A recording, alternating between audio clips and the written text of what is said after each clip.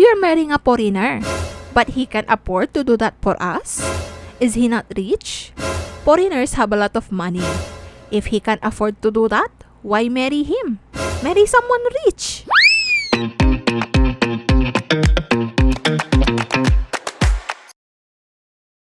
Hi guys! Welcome to another episode of Random Talks Podcast, where we share and talk about random stories that we find mostly on Reddit, but also on the other parts of the internet. My name is Rain, and here is my resident renter. His name is Loki, and you will be hearing him from time to time. Hindi naman siya masyadong maingay usually when I record, but there will be times that you will hear this baby boy. Like that. So, our topic for today are unreasonable requests or demands. These are stories na may mga unreasonable people, na may mga requests sila na, or may mga demands sila na medyo grabe. Yung hindi na makatarungan, ganun. Yung grabe na yung mga demands nila sa buhay, ganun. Yun yung mga laman ng mga stories na to. Kaya unreasonable demands or requests. May mga pagka-demanding sila. May mga tao sa stories na very demanding.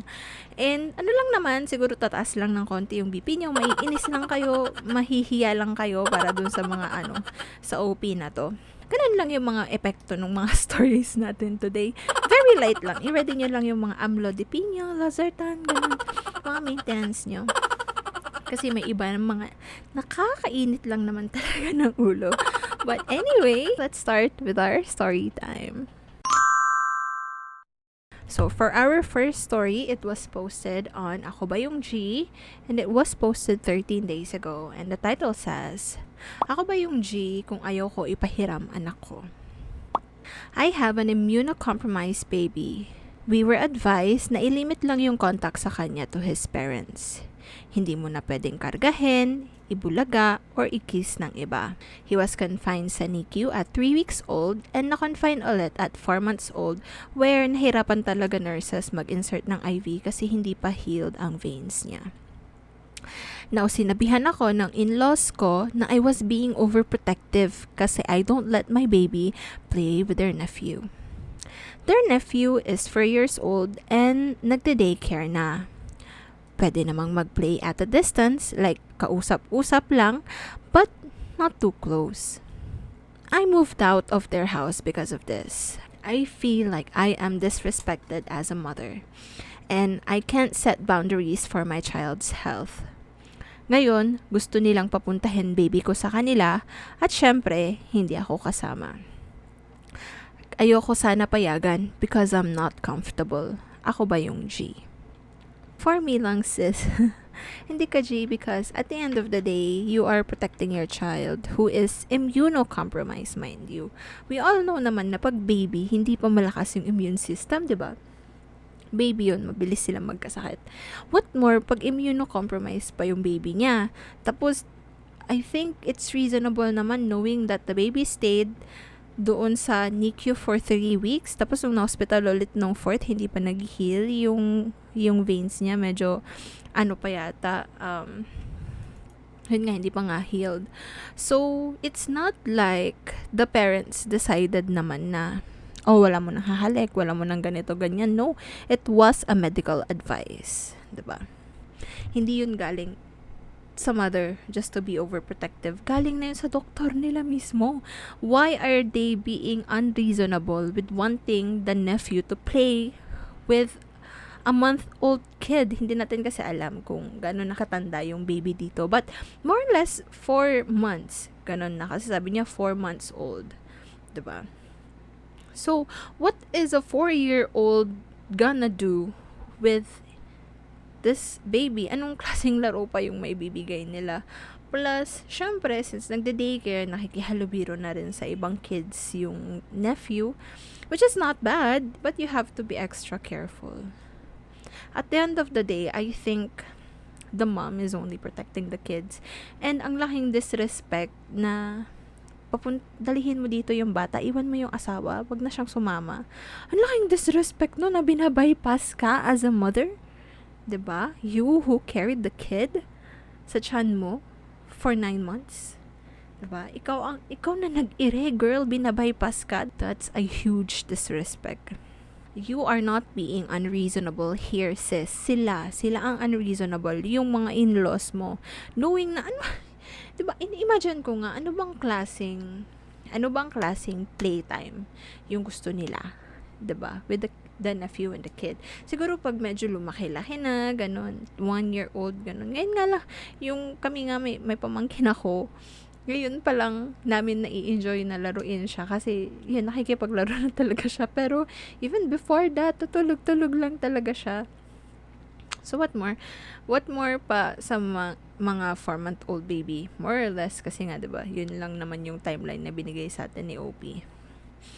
Ang pangit na ano talaga, it's such a disrespect na binabypass ka na. Tapos sinasabi doon sa asawa mo na dalihin mo si baby. Iwan mo na, pero yung asawa mo hindi namin siya gusto. Halak ka. Why? For merely protecting your child? For doing what a mother should do? Diba? This is not your kid. Pag nagkasakit ba sila, kayo ba ang gagastos? Kayo ba, pag na-hospital ba siya, kayo ba ang gagastos? No. And this kid is immunocompromised. So, mabilis siya magkasakit. So, OP, you're not being unreasonable here. Sila yung makapal yung mukha. Sila yung GG. Hi. Alright. Let's read some comments. Sabi dito, hindi ka G. Sila yung GG. Kudos for prioritizing your baby's interests over their unreasonable whims. And another comment here says, Dika G, please don't ever second guess your own rights to decide what's right for your child's sake. They are being insensitive knowing your child already went through a lot kahit sanggol pa lang siya. Sure, time will come where you will eventually have to let them borrow or visit your child. Pero saka na siguro pag healthy na yung baby mo. Hindi naman sila ang mamomroblema pag nagkasakit baby mo. So, wala sila dapat say pagdating po dyan. Correct. Hindi naman sila ang gagastos ng pampa-hospital, ganun. And OP responded to that comment and said, my side of the family doesn't even complain kahit halos hindi na nga nila nakikita. And my husband told me na wala naman daw ang bag fam ko. I am already so tired of my in-laws to the point na ayoko na sila makita. Hala, and someone responded to that comment. Sabi, wow, sinabi talaga ng asawa mo na walang ambag ang family mo. Ang kapal na mukha. Ibalik mo nga asawa mo sa magulang niya. Correct. Hala. And another person responded to that comment. Sabi niya, ang gago ng asawa mo. Busit siya, nakakainit ng ulo. Ganun pala niya naiisip ang family mo by that remark. Pag walang ambag, wala kang value. Yeah, ala. Medyo talaga, may pagkabastos yung mga in-laws mo, pati yung asawa mo. And OP again responded to that comment and said, ganun ata. Parang para sa kanya, entitled family niya kasi malaki ang naitulong even at the expense of our child's health. And then, ang dami-daming exchanges ng comment dito. Sabi ni OP with one comment here, I actually broke up with him pero bumalik siya at nagsorry naman sa nasabi niya for the sake of my child. Nakipag-ayos ako. But to be honest, I'm no longer happy, especially that there's a gap na with the in-laws. Yun yung sinasabi ko. Kasi ito na naman, pabalik na naman tayo, yes. Siguro, now knowing na may ambag yung family nung guy, are they still entitled to demand? Hanggang saan aabot ang utang na loob mo? Hanggang kailan ka magbabayad? Siguro napaka-conditional eh. Kung ganito na kahit na may ambag sila, I feel like we should still prioritize the health of the child. I feel like kahit na may ambag yung mga magulang ninyo, every one of you should prioritize the kids or the child's health. Kasi if you will be careful, there's no need for hospitalization naman siguro, diba? I think OP is not asking for a lot here. Ayaw niya lang talaga magkasakit yung anak niya. the kid is vulnerable to all kinds of disease. And yung pagdalaw is actually putting him at risk, at bigger risk of contracting disease na baka he may or may not come back from. Paano pag ang nakaapekto sa kanya, sabihin na natin something that would be lifetime yung gamutan, ganun. We don't know, I don't know. Wala namang masama in prioritizing the child's wellness and health for now, 'di ba? We are being selfish by thinking we want to play with the kid pero ayaw naman ng asawa. No, think of it this way. The more na iiwasan mo ng magkasakit ni baby, the more na mag-i-improve yung immune system niya or magiging healthy siya, the more na pwede nyo siyang dalawin in the future. 'Di ba? Lo, you are being selfish knowing full well na vulnerable yung apo ninyo right now in all kinds of diseases. Pero what if makakontract siya dyan ng something na maging lifetime na yung gamutan, 'di ba? Ang hirap nun. Hindi ka GOP because at the end of the day, you are still protecting your kid. Wag kang mag-give in. And the saddest part here, I can see from the comments na hindi siya pinagtatanggol ng asawa niya. And sabi dito, my husband is someone who wants to please his family more. Dependent kasi siya sa family niya. Hindi makatayo sa sariling paa. Then why did you marry this person? Mukhang hindi naman siya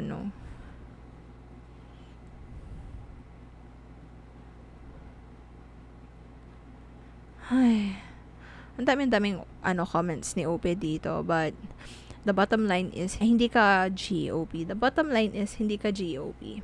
Sabi dito, tumulong sa bills pero not everything. They didn't pay for everything. Sabi pa ni OP dito, maybe they feel like they are entitled to my child kasi they help us pay the hospital bills and nakatira kami dati sa kanila. That's why we move out. I told my husband na I am under the impression that their nephew's feelings is more important than his baby's health. Sinabi ko din yan na hindi ba sila makapaghintay na lumaki yung bata at maging stable at okay yung health. Exactly, di ba? Parang mas prioritize nila yung pleasure nila instead of yung health ng apo nila, which is really unreasonable. Anyway, nakakagigil yung family. Nakakagigil si husband plus yung family niya because they can't see reason. They prioritize their own pleasure, their own gratification instead of yung health ng bata. Nakakaloka talaga naman talaga. Anyway, kailangan ko na ng amlodipine.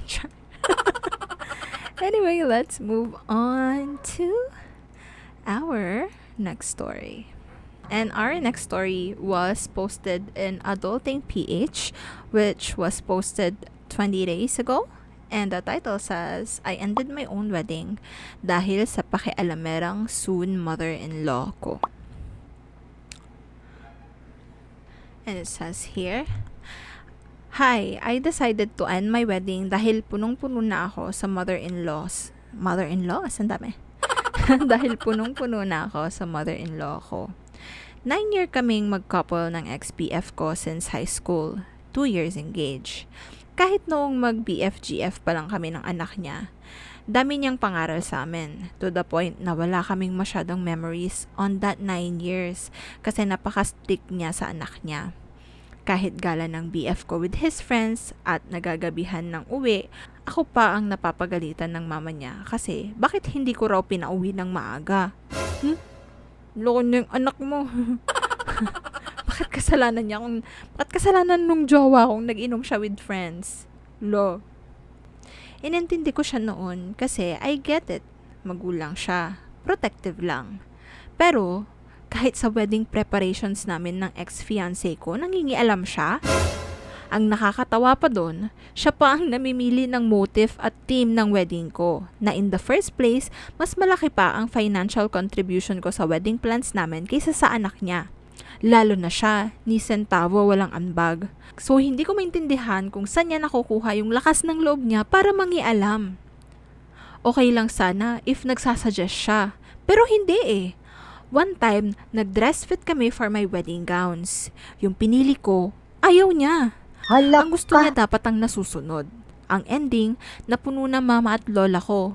Sinabihan siya na kung ikaw na lang kaya ang ikasal sa anak mo, panay ka kasi pakialam eh. Ang tagal na nahimik ng mama at lola ko, pero at that time, hindi na sila nakapagtimpe. Hindi pa dyan nagtatapos. Akala namin titigil na siya. Balak namin, 50 packs lang. Kasi konti lang naman ang friends and relatives namin on both side. Pero itong si mother-in-law, gusto 200 packs. Kasi yung mga co-teacher daw niya, pati principal sa school niya, i-invite niya. Nung sinabihan ko na hindi pwede kasi 50 packs lang. Ayun, nagalit kasi pinagdadamutan ko daw siya. Halak ka. Blessing daw yung event, so dapat bigay todo. What? At that time, napuno na talaga ako. I told my fiancé na ayoko na kasi nakikita ko na yung mangyayari kapag maging mother-in-law ko ang mama niya. Hindi gaganda ang marriage life namin kahit bumukod pa kami in the future kasi siya yung tipong kahit i-cut off mo na, ipipilit pa rin ipagsiksika ng sarili at makikialam. Walang problema sa ex-fiancé ko. Parati niya akong pinagtatanggol sa mama niya. Kaya siguro nagsiselos mama niya sa akin kasi palagi raw ako yung kinakampihan. Umabot pa nga dati sa punto na gusto nang umalis ng BF ko sa bahay nila dahil sa attitude ng mama niya. Pero hindi natuloy kasi nakiusap mama niya sa akin na kausapin ko daw BF ko na wag ituloy. Though nasasaktan ako kasi mahal na mahal namin ang isa't isa. Hanggang ngayon, sinusuyo ako ng ex ko. Pero, I fully decided na ayoko na. Kasi, in married life, hindi lang naman kayong dalawa ang united, kundi both families ninyo. So, kung hindi magandang relationship namin ng mama niya, maapektuhan kaming dalawa. So, that's the end of our second story. Nabinasa natin na may konting gigil at feelings. What would you do if you were in OP's position? Would you agree to end the wedding na lang or would you resort in ending the marriage na lang?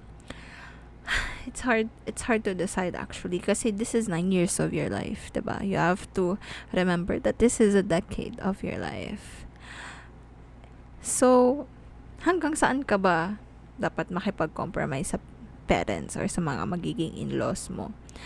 Well, I think pwede namang mag-give and take pero hindi naman yung sila yung lahat ng masusunod and everything, and you can take into consideration some of their suggestions. I think OP is being reasonable here kasi puti nga sana kung nagsasuggest, pero I think kung ano man yung gusto ni mother, it was not in a way of, hindi niya sinabi in a way of suggesting, siguro in a way of insisting, ganun. Dapat hindi ganyan, ang pangit niyan, ganun. Dapat ako na masusunod.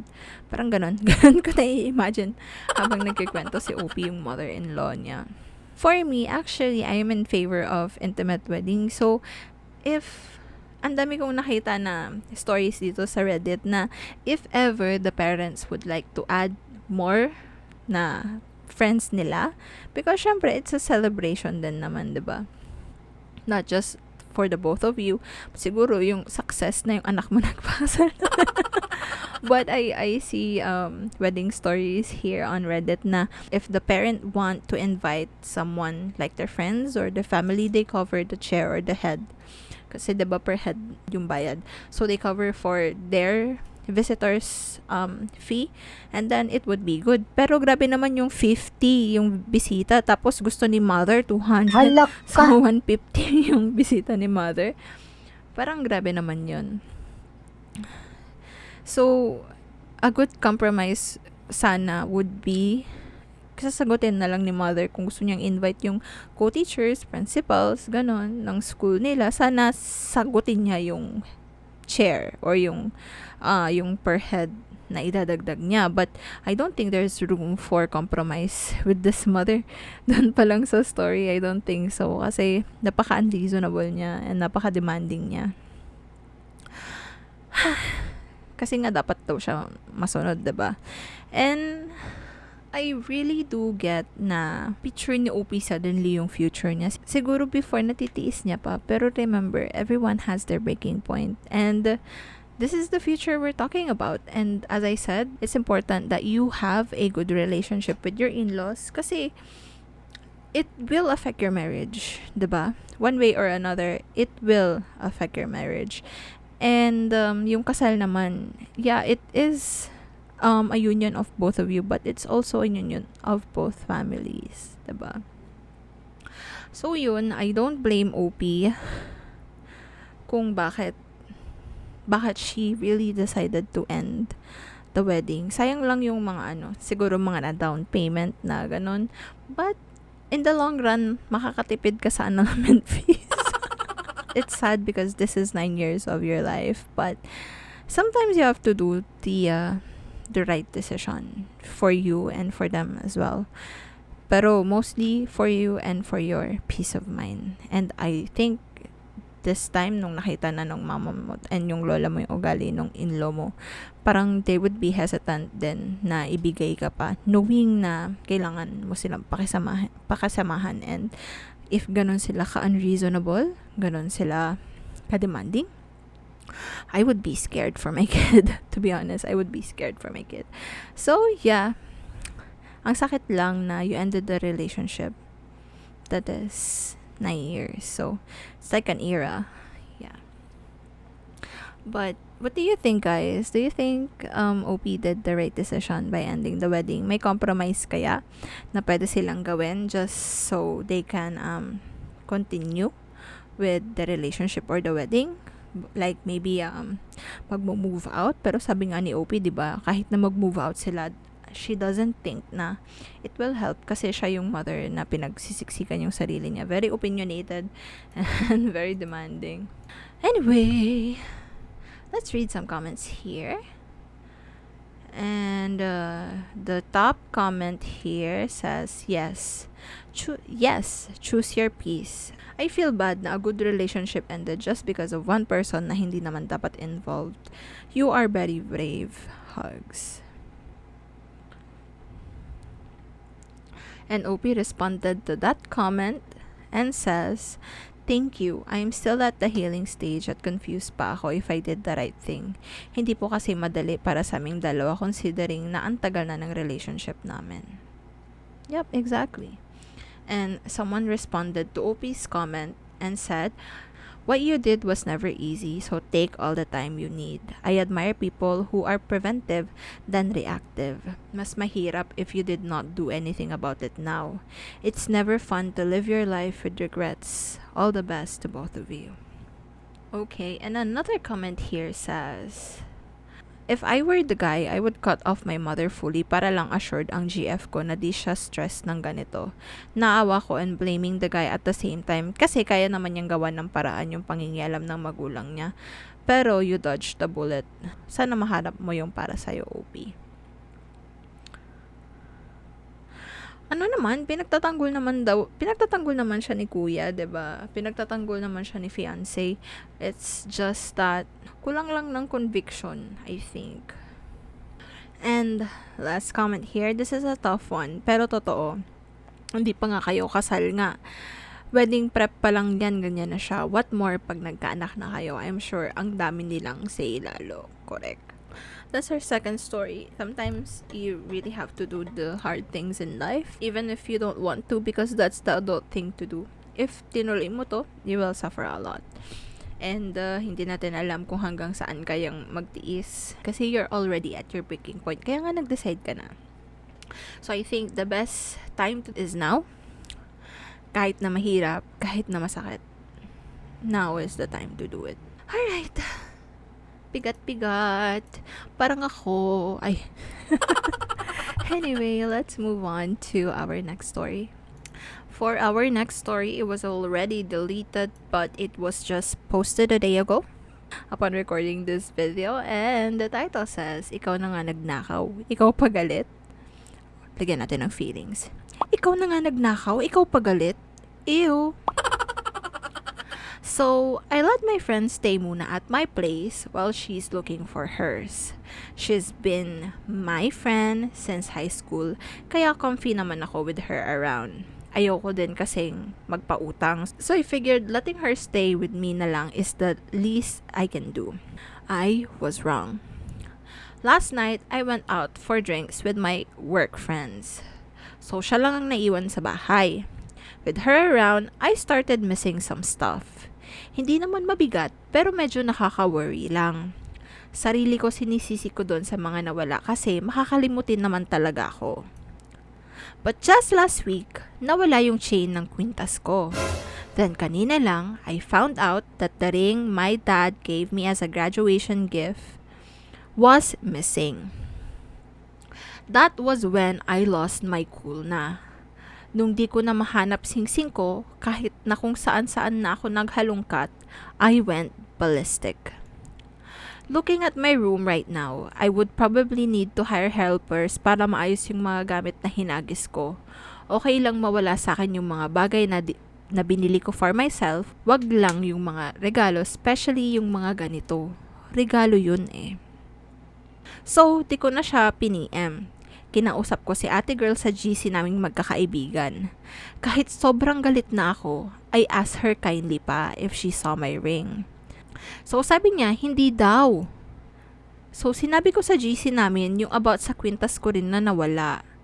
I informed the GC na this is not just a coincidence anymore. I made sure kagabi not to wear that ring cause I was scared na baka I might lose it if ever man masobrahan inom ko. I know it's wrong na di ko siya dinerecho, but I thought di siya aamin if I PM'd her lang. Hindi na siya nag-reply. After 30 minutes or so, dumating siya. The bitch had the nerve to throw my ring and chain towards me. She said pa na mayabang daw ako. Parang yun lang daw, sinira ko ang pagkakaibigan namin. Noong mga times daw na ako ang may problema, tinulungan niya daw ako. Sumbat ng sumbat, whatever. Pinahiya ko daw siya sa mga kaibigan namin. Dapat lang makilala ka nila, no? During the argument, I screamed at her to leave na. I told her na as a respect to what we had, hindi ko na ihahagis luggage bag niya sa labas kahit gustong gusto ko. I opened the door and that's when she pulled my hair. I never thought this would ever happen. I never expected it from her then. This part is blurry enough for me. I was furious, terrified, and felt so small. Thank God for my neighbors who went outside na and helped. She was escorted outside the building afterwards. May message dito si OP pero doon directed towards doon sa friend niya pero hindi ko nababasahin. Galit na galit siya. Hay! Anong gagawin niyo? Anong gagawin niyo pag kayo yung nasa sitwasyon ni OP? Nakakaloka. Ay. Diba? The audacity ang kapal na mukha! Ay. Nakakagalit na. Nakakagalit na siya na nga yung tinulungan mo. You opened up your house para patuloyin siya habang naghahanap pa siya ng kanya. Which is a good, good choice naman. Kesa magpautang ka, masisira rin yung friendship mo either way. Turns out, masisira talaga yung friendship mo either way. Magpautang ka man o hindi. Diba? Saan nyo po nabibili yung yung kapal na mukha ninyo? Pwede pong pa-DM. Saan hardware po ba nabibili yan? Ay, nakakaloka. Nakakaloka talaga, siniraan sa friend. Sana nanghingi ka ng explanation, ano bang ginagawa ng sing-sing tapos nung chain sa kanya. Baka sabihin niya naman kasi sumunod sa o kaya nakita niya, nasa bulsa niya na lang, diba? Mga ganun yung mga rason. Nakakaloka talaga. Laking insult no, no? Yung tinulungan mo na, tapos ninakawan ka pa. The best. Ay, pero naintindihan ko si ate na, oo nga naman, pag binili mo, okay lang na ipamigay. Pero pag binigay sa'yo, kung may sentimental value siya, ang hirap i-give up, lalo na pag yung pinanggalingan sabihin na nating friend mo from a long time ago. Ganon. Ay, it's hard for me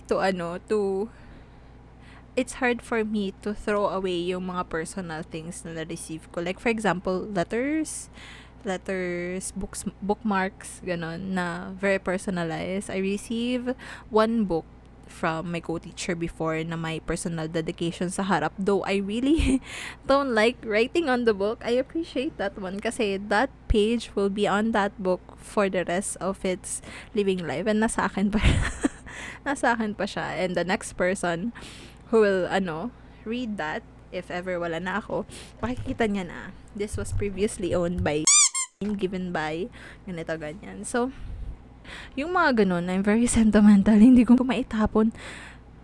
What more yung bigay ng tatay mo as a graduation gift? Pero the audacity talaga ng mga tao na tinulungan mo na, ninakawan ka pa, or inagrabyado ka pa, inabuso ka pa, ganun, diba? Saan nyo po nabibili yung kapal ng mukha nyo? Ay, nako. Nakakagigil. Anong gagawin nyo guys pag kayong nasa sitwasyon ni OP? For me then, hindi ko kaya. Parang for me, friendship over na either way. Wag na lang nating tulungan. Ba? Anyway, let's read some comments. One commenter here says, picturean mo yung chain and ring and send to the GC. Thank you for returning my lost jewelry pala. Di ko na i-report sa police para sa pinagsamahan natin. Before she badmouths you with everyone else. Correct. Tsaka pwede mong i-report yun sa barangay para that way may record. Yung kapal naman kasi sinaktan pa siya, hinila pa yung buhok niya. Ay.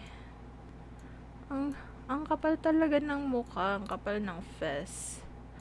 And another comment here says, pwede mo ipa-blatter yan if ever. Correct. Kasi ang daming daming witness. Ang daming witness, 'di ba? Inawat sila ng ng neighbor. Kung ako yun, yeah, I would. Ginagawa na rin lang ng kaibigan mo, digagawin mo na rin, 'di ba?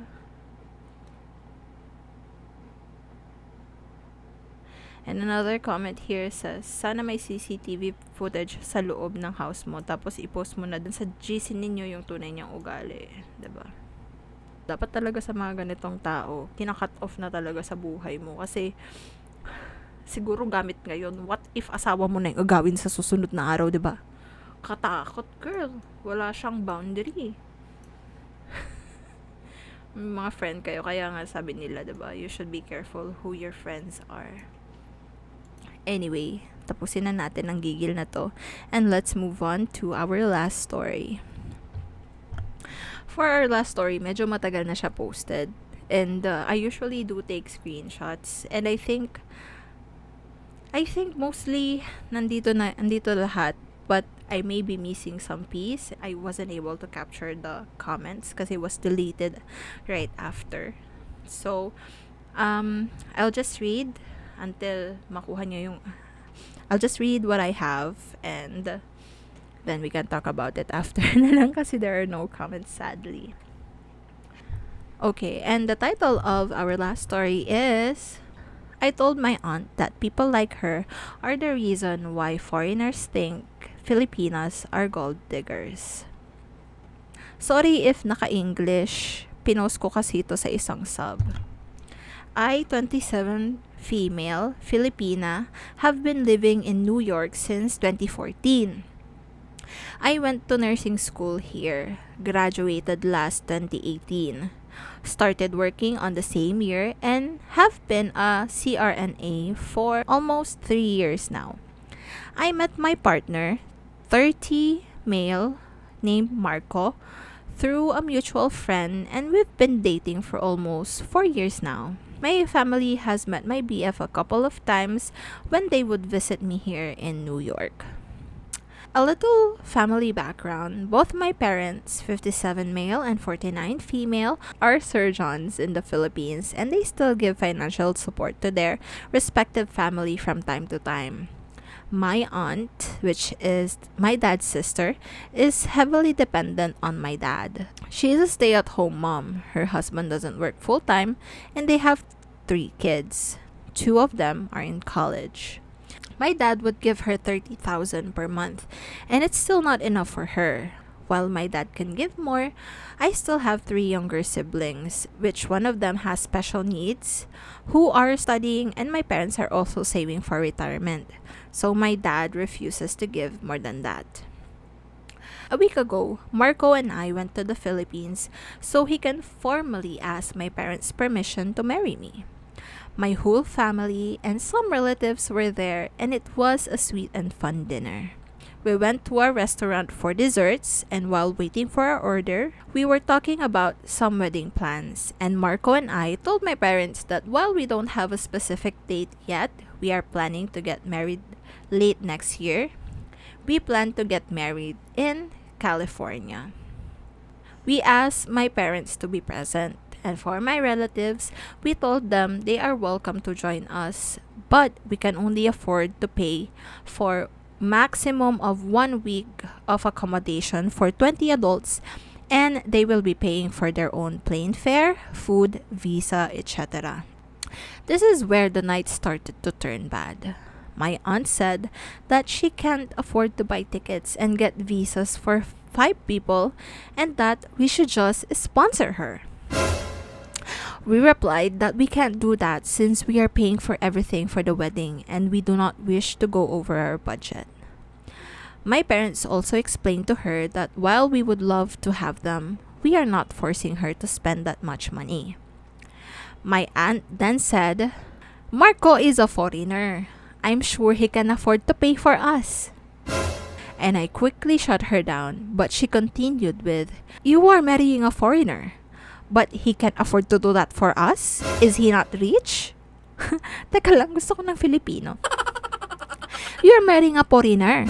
But he can afford to do that for us? Is he not rich? Foreigners have a lot of money. If he can afford to do that, why marry him? Marry someone rich." I was floored and ashamed, and I told her that people like her who sees foreigners as money are the reason why foreigners thinks Filipinas are gold diggers. I said that out loud in front of my other relatives, and some customers for sure heard it. My aunt was humiliated and walked out. Desserts forgotten. What happened spread like wildfire with the rest of the relatives. My family agreed with what I said, but a couple of my relatives agreed with my aunt. And what I said caused a rift in our family dynamics. They told me I should have told her in person, not in public. So again, that's where my story ended. I was looking for the rest of the story, but I guess I wasn't able to take a screenshot of the rest, which is very sad. But I think we get the gist of the story. Kaya magtatagalog na ako. Ayun. Ang kapal na mukha ng tita niya na mag-ask ng ganun, no?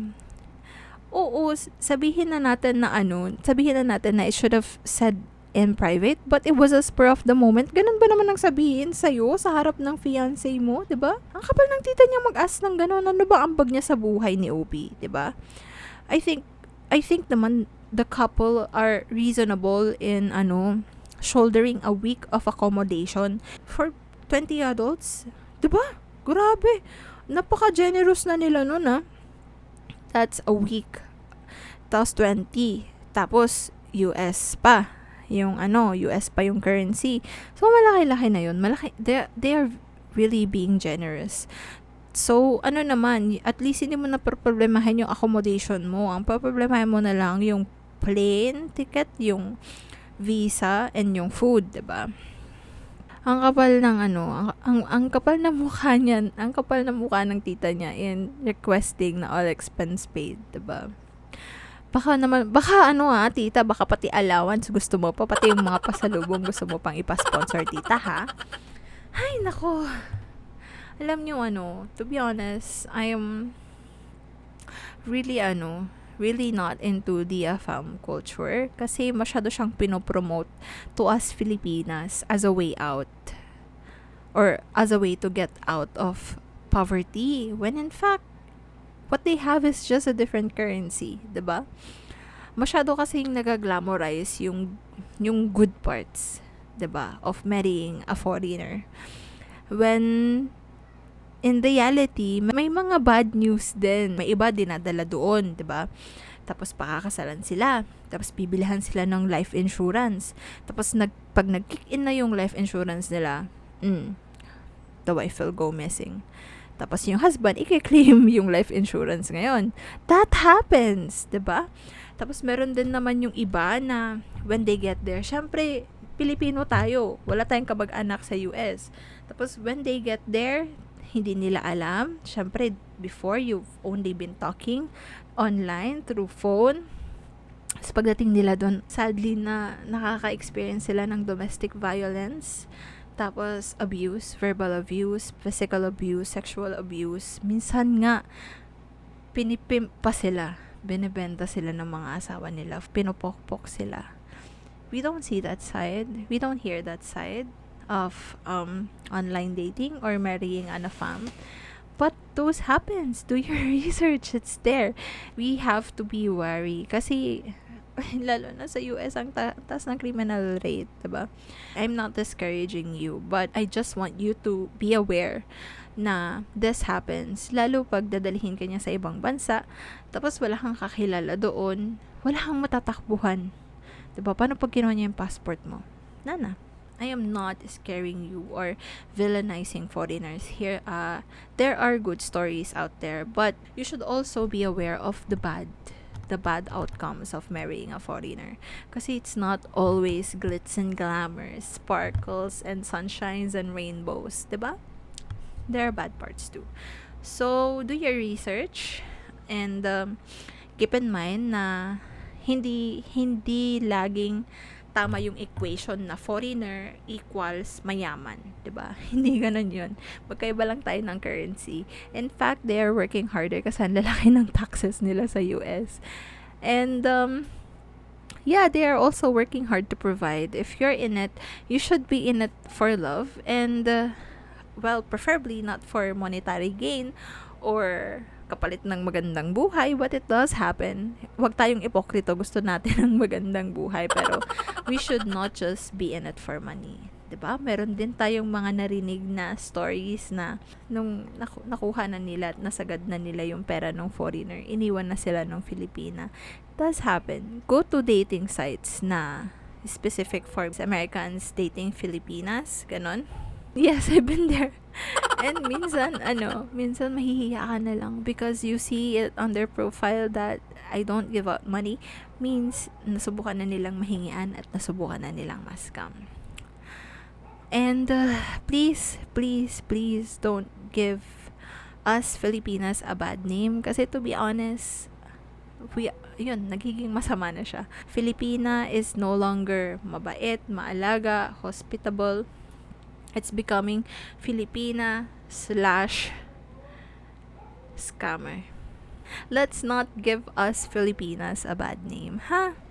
And ang unreasonable ng request ni tita. Sabi nga nila, do not live beyond your means. And if hindi mo kaya, then it's not that bad. And try mong kayanin. You still have a year. Sabi nga nila, diba? They are planning to get married late next year. So, yeah.